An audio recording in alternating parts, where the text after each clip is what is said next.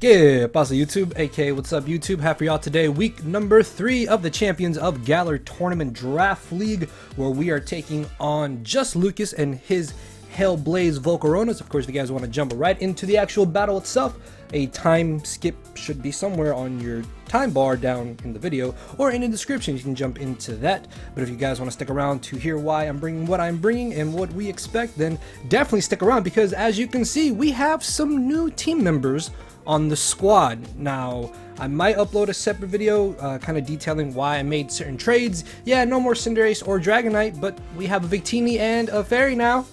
These were kind of impulsive trades, I'm not gonna lie. I don't know, but I like Victini. We've won 2 championships with the Victini, our first ever championship and our most recent championship ever. So hey, since this is the last draft league of quote unquote Generation 8 or just Sword and Shield, then hey, who knows? Maybe Victini can win us one more, and Victini is an absolute beast. So yeah, I'm not fully sure if I like not having Dragonite or Cinderace, but Victini's cool. I love Victini, and I think we can still work around with it. We have Comfey now as a fairy type. I'm very big on Comfey. I really like Comfey. And then we have Cinccino too, which is, yeah, a Cinccino, which it's not that bad. It could be worse, but it could be a lot better too. Anyways, we'll worry about that later. So if you guys do enjoy the video, make sure to hit that YouTube algorithm in the face. Sorry, this is gonna pop up later again, probably.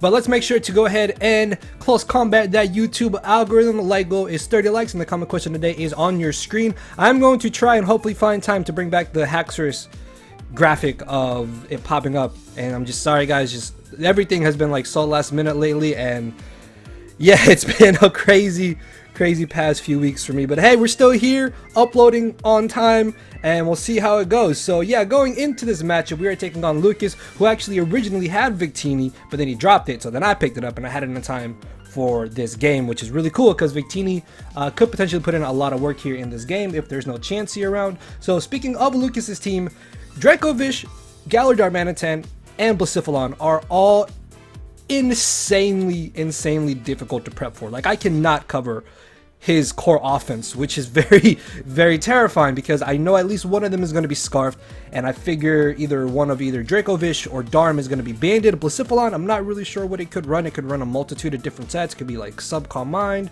Choiced, Specs, or Scarf potentially. It could just be like X-Roll maybe, or some weird funky set, I don't know. But his offense absolutely murders us, so I need to be very careful with those 3 Mons.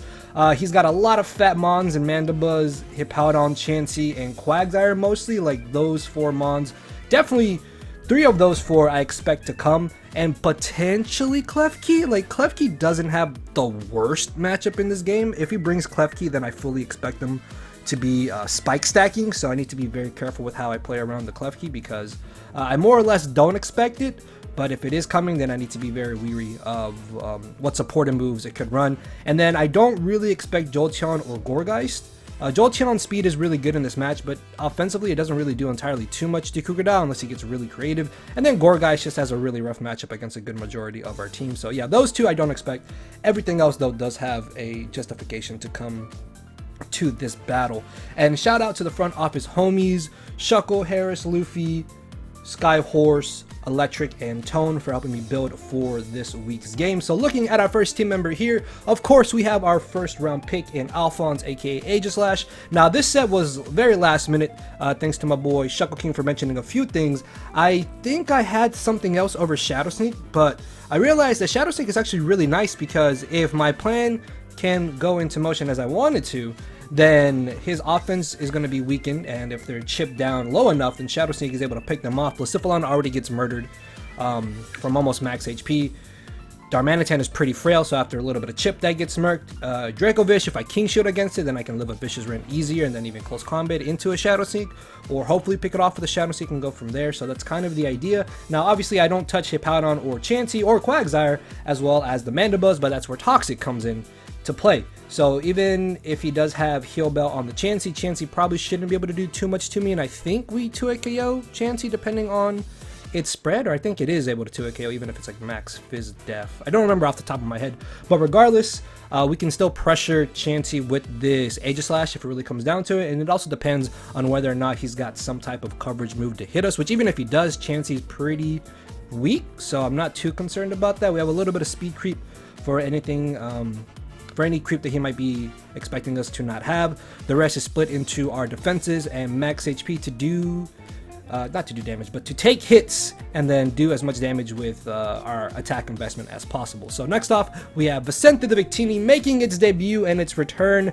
to me, not to the Durham Dragons, but making its debut for the Carolina Haxorus, which we are still the coach of because we won with Victini. You guys get what I'm saying. So yeah, we have Vicente the Victini here, one of my absolute favorite Pokemon of all time, rocking a pretty cool specially offensive set. Now I was really debating on whether or not I wanted to bring just Banded, because Banded honestly just kind of murks everything except for the Dracovish, which I'm still very scared of Dracovish. If it's Banded, then it's going to be a giant problem. So I figured special might not be the worst thing ever.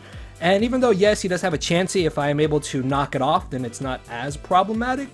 Even then, if I am able to get up a potential type of hazard, then we can still deal with it accordingly. We have enough speed to outspeed everything except for the Jolteon and the Blacephalon, which I don't expect Jolteon. Even then, I don't think it one-shots us with anything. So I'm not concerned about that, and I don't plan to stay in on Blacephalon. So yeah, 3 attacks here hit everything for neutral or super effective damage. I think I originally had Thunder over Gleam, but I went Gleam just because I wanted to get that guaranteed damage on Dracovish, on top of it also being able to do more damage to the Dracovish. So if Dracovish is not Scarfed, I can bring this in and hopefully revenge it and then go from there. Even though it doesn't hit Mandibuzz as hard, if it's not Spadef invested, then we're still doing really good damage to it. Even if it's max Spadef, we can always fish for Blue Flare Burns, Blue Flare Burns, so that's not too bad. And the Protect is literally only there for Galar Darmanitan. I need to figure out if it's Scarfed or Banded early on, and then we can go from there. I think I originally had U-Turn, but then I realized, well, Protect actually does kind of come in really handy, because if he's choice Dracovish or choice Darmanitan, then I can see what they locked themselves into and then go from there. So yeah, Protect, very odd on the Victini, I'm sure, but in theory it works, so hopefully it does work out. As well as this very interesting Zapdos set, which was my idea, so if it doesn't work out, then I take full blame for it. But we are Scarfed Zapdos, which is able to outspeed the majority of his team, except if he brings Scarf Blacephalon for some reason, or he has Jolteon, which, I mean, Heat Wave does decent damage to Jolteon, and we have U-Turn, just so we don't get stopped by one of his 2 ground types and potentially Jolteon if he brings 1, 2, or all 3 of them. So yeah, U-Turn can still keep up momentum for us. And then Thunderbolt and Heat Wave basically hit everything for neutral or super effective damage. This is literally only here to revenge kill his offense. I don't expect Zapdos to do much against his Fat Mons, obviously, because that's not what I wanted to do. I want it here to check his offense. If I know they're all not Scarfed, if at least, or even if Darmanitan and Dracovish are Scarfed, I outspeed them, and then I can hit them really hard with Thunderbolt or Heat Wave. If he's got Scarf Blacephalon, that's a little bit of a nuisance, but we have ways to deal with Scarf Blacephalon a lot easier than something like Specs or potentially Calm Mind. And then Defog was only there for spike stacking from Klefki, which I know seems a little bit bad. Like, yeah, we have Boots Victini, but if he starts getting up spikes against us, that could go downhill very, very fast for us. So I figured that Defog was a good option here as a last move. Next off, we have what the whole team is based around and why we have 2 protected moves on our 2 main offensive Mons, and that is Toxic Spikes. He has no poison type. Originally, he did have Toxapex, but he dropped it, and now he has no poison type, which means he's more or less forced to bring Defog Mandibuzz or Defog Klefki. So if I can hopefully get rid of one or the other or pressure them enough, then I don't have to worry about my T-Spikes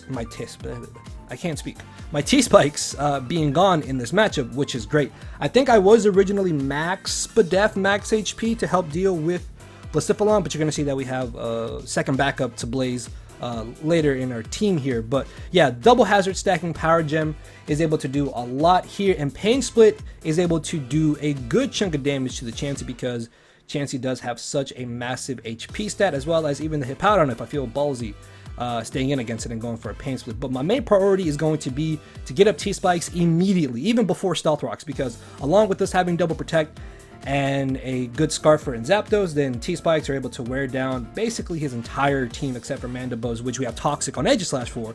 And then Klefki doesn't have any form of reliable recovery, so we should be able to punish that with basically the rest of our team besides this Nihilego. And we are running enough speed to outspeed the Galar Darmanitan, which in turn outspeeds the Dracovish, so if neither of them are Scarfed, then this can come in, do some really good damage with Power Gem, and potentially even knock them out. So yeah, really hoping that the set is able to work out here in this match. Next off, we have Slowking, aka Luffy, just our physically defensive set with Rocky Helmet to hopefully try and punish Galar Darmanitan and Dracovish. That's literally it. I don't expect Slowking to do anything in this match besides just kind of be chip fodder. Like, I just needed to chip down Galar Darmanitan and chip down Dracovish so I can put them in range of where I can revenge kill them with one of our offensive mons. And then that's even better if we are able to get up T-Spikes, because then they're taking Rocky Helmet and T-Spikes damage, which would be amazing. So yeah, Psychic and Scald for dual stab. Scald's a little bit iffy, I guess, because my main plan is a toxic thing, so I could go Surf, I guess.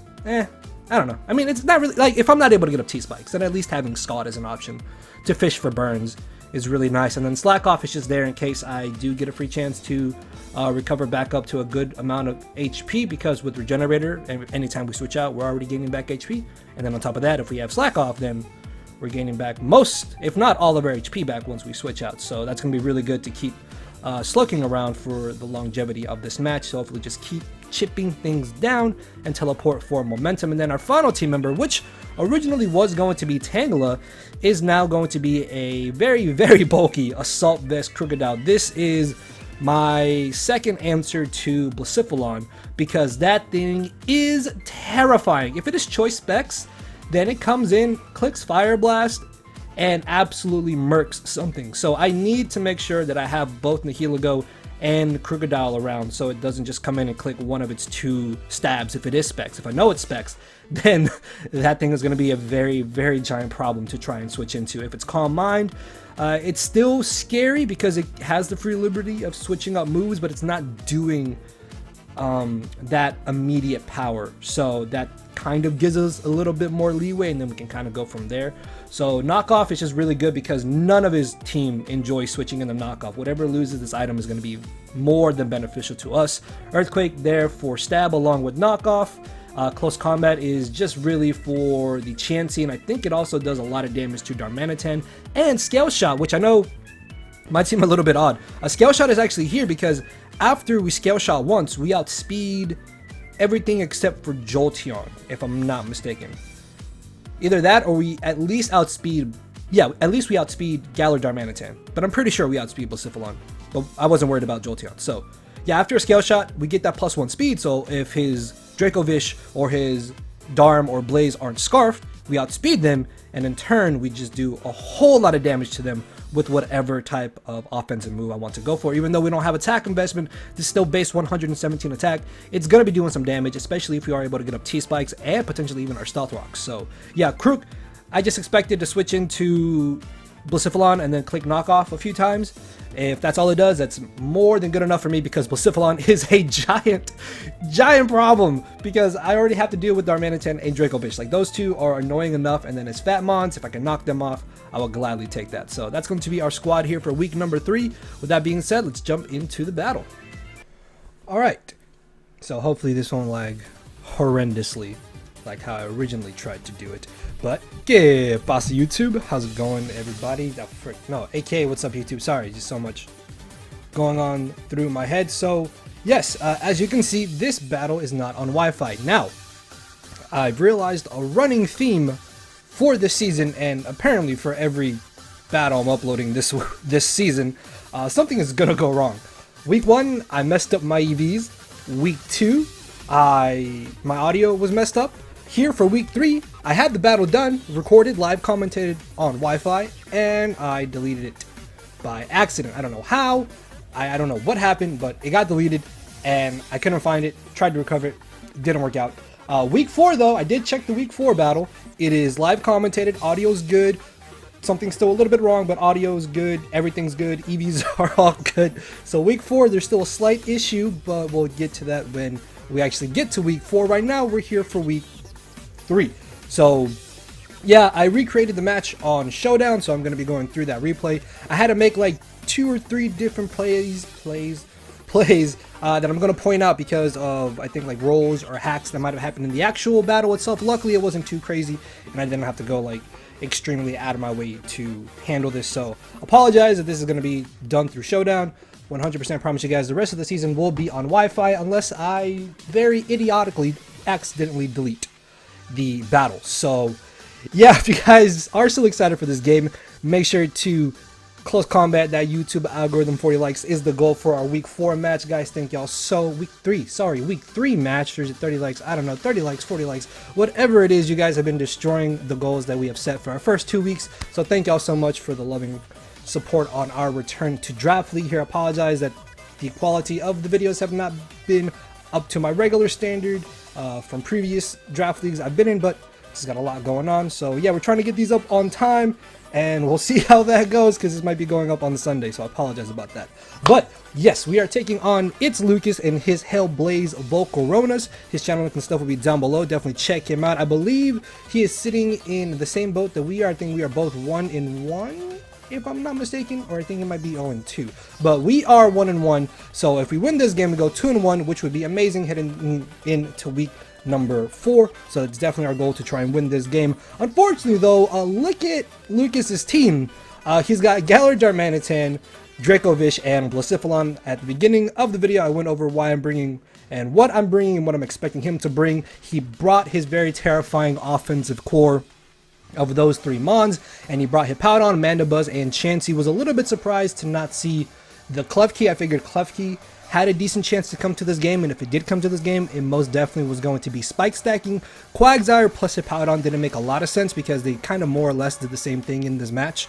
So I figured Hippowdon had more benefit because he could have stealth rocks if he doesn't want rocks on Chansey. So yeah, Klefki was probably the 7th Mon I was expecting. Like that or either Quagsire potentially, and the other ones I was not entirely too concerned about. So looking at lead matchups here, I figured that my best lead is probably going to be my Victini, because if he ends up leading off with something like Galar Darmanitan or Dracovish, I can protect immediately and see if they're potentially scarfed, especially if he leads Darmanitan, because then I can see if he locks himself into an offensive move or if he just wants to go ahead and hard switch out immediately, fearing that maybe I could be scarfed myself. So with that being said, let's jump into this. I'm going to be leading off with Victini, as I mentioned, as he ends up leading off with the Chansey. Was not expecting that whatsoever. So thinking that maybe he'll go for rocks or the Thunder Wave, I go into Crocodile as he makes a good play by teleporting into his Darmanitan. Now, I'm in a very tough spot here because I don't really have a good switch into Darmanitan,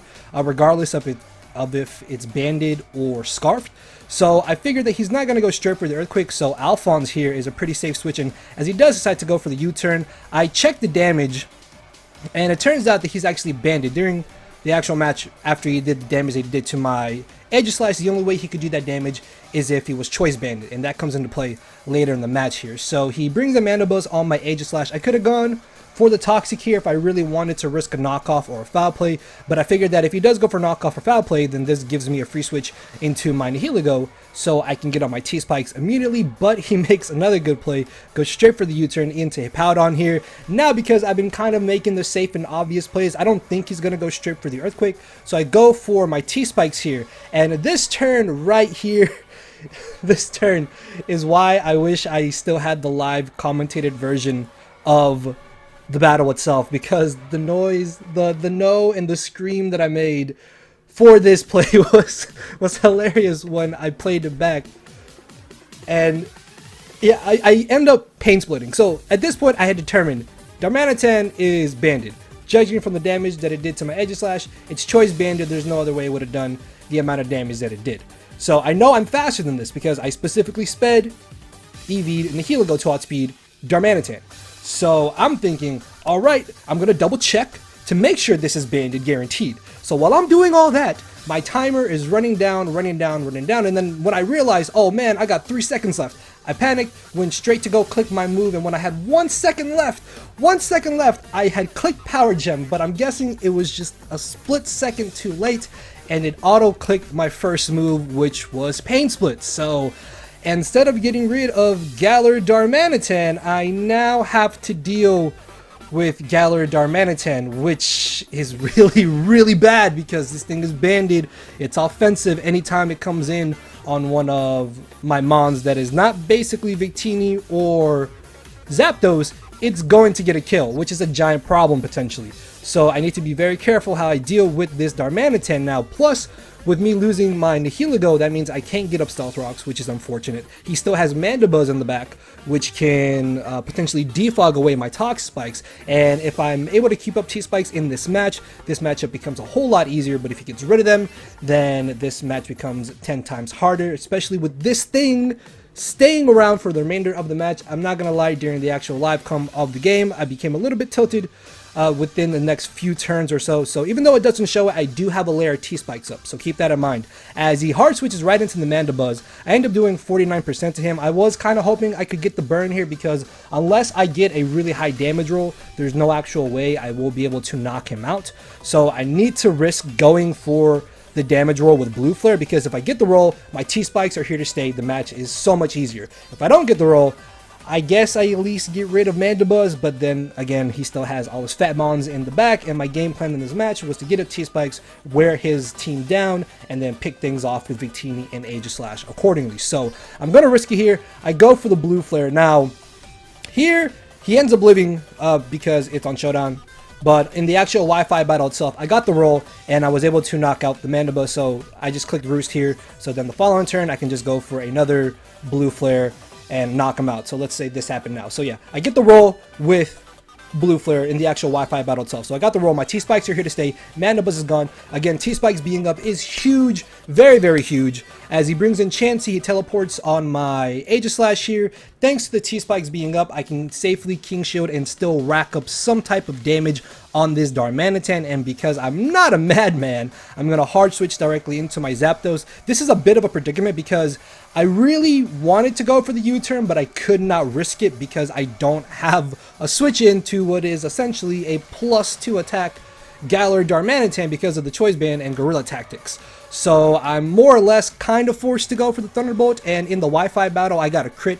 You're going to see that that crit doesn't really matter if the game had played out how it did anyways. So switch right back into my Alphonse on the Chansey because at this point, I'm pretty confident he can't touch my Aegislash whatsoever, or else he would have gone for Thunder Wave, potentially predicting me to bring it in, but he keeps teleporting out anytime that he expects me to bring it in, which makes a lot of sense. So he ends up bringing in the Hippowdon here, and you're going to see that this Hippo actually ends up being a little bit of a nuisance because I did not think that he would just throw it away, as you're going to see that he kind of does here, because I thought that he would still have good use for it because it can check my Krookodile, potentially Victini if I don't have Grass Knot, and then it can also switch into my Aegislash. So I teleport out with Slowking after he Toxics me. That's not a big issue. I bring in Krookodile, knock off what turns out to be the Rocky Helmet, which is actually kind of nice because now I don't got to worry about taking that damage on my Victini or my Krookodile anymore. As I then teleport again into my Victini thinking, okay, I teleported the first time. He's not going to stay in this time because I can Scald, right? No, he stays in. And he goes for the Slack Off, thankfully. And not the Earthquake. At -1, he wouldn't have done too much damage to my Victini anyways, but still not having to take that damage is really nice. And now I'm thinking, okay, he's not going to switch out. Like at this point, it's set in my mind. All right, he's just trying to sack this for some reason, which, you know what, if that's really going to be the case, then by all means, I will gladly get rid of it. I can eat an Earthquake because he is a -1. I'm not worried again about taking the damage. As I Grass Knot him right into range of a Toxic, he ends up going for the Toxic himself on me, which I'm not really sure why he did go for Toxic. I don't know why he didn't go for Earthquake. I'm guessing because he was a -1 and he thought that he wouldn't be doing enough damage to me, which I guess kind of makes sense. But in comes the Blacephalon. I don't know what this thing is. My biggest fear is that it's Choice Specs, so I'm going to Protect here to scout out what it could possibly lock itself into. If I had gone for Calm Mind, then I probably would have had to sack off Krookodile, but he ends up going for the Shadow Ball here, which is really nice because if he Shadow Balls again, I can live a Shadow Ball into a Fire Blast, and if he does Fire Blast here, then I'll find out if he specs or not. So in the Wi-Fi battle itself, he didn't get a Spadef drop or a crit. I just noticed the crit, actually. But yeah, I stay in here. I can easily go for knockoff as he hard switches right into the Dracovish, which is amazing because I'm able to do a good chunk of damage to it, as I'm able to switch right into my Rocky Helmet Slowking because I knocked off his protective pads. I can rack up that T-Spike's damage and the Rocky Helmet damage as he pulls out the Super Fang, which I was not expecting, which was actually really cool to see. And in the Wi-Fi battle itself, I figured that I'm just going to slack off or go for teleport here if for some reason I end up living any hit that he wants to go for. And he busted out the Draco Meteor, which I was not expecting him to have whatsoever. And I barely lived on a little sliver of HP, so I wasn't sure if that was a roll at this amount of HP that I'm at on Showdown. So I just went for Super Fang. Unfortunately, he missed, but Slowking doesn't come in again in this battle, so that miss doesn't really end up mattering whatsoever. As I can now bring in my Aegislash, I'm just safely going to go for the King Shield because I could have gone for Shadow Seek, I guess, but King Shielding was just easier. As I then go for... Okay, so... Did I go for King Shield? I think I might have gone for Shadow Sneak. Because I remember King Shielding first against this Darmanitan. Yes, okay, so I kind of got these turns mixed up. But yeah, I think I Shadow Sneak Dracovish to pick it off. Then he brings in Darmanitan. And then I go for King Shield as he locks himself into Icicle Crash. The reason why I went for Facade is because he ends up missing his Icicle Crash, which only really would have mattered if he had flinched me, but even then, after those 2 extra turns of toxic damage, after I had King Shielded the turn after, then I would have put him in range of Shadow Sneak, so the only real thing that would have changed was the amount of HP that my Aegislash was at. So yeah, that Icicle Crash miss I don't think really mattered too much unless he had flinched me. So I sneak to knock out the Blacephalon, and close combat will easily 2-hit KO the Chansey. Now in the actual Wi-Fi battle itself, I think I was down to like 3 minutes on my timer and he still had 6 minutes, so a part of me was a little bit worried that maybe he could timer stall me with Chansey, but I was not fully aware of the fact that Aegislash just absolutely murders Chansey with the close combat, even if it is max defense, max HP with the Violite, and we are able to win week 3 with a week 3 with a 5-0 dominant victory. So good game to It's Lucas. Again, check him out. He did do his side of the battle live. So yeah, apologize again that this was on Showdown. The rest of the season will be on Wi-Fi. And again, week 4 is live commentated. The audio's good. The battle gets completed. It's fine. I promise I'm not going to delete it. We should be good for week 4. Again, still a little bit of an error or issue, but we'll address that in week 4. So yeah, if you guys did enjoy this, you know what to do. Make sure to close combat that YouTube algorithm, leave a like, answer the comment question of the day. And with that being said, I will see you all next week with week number 4. So thank you all for watching. Later, everybody.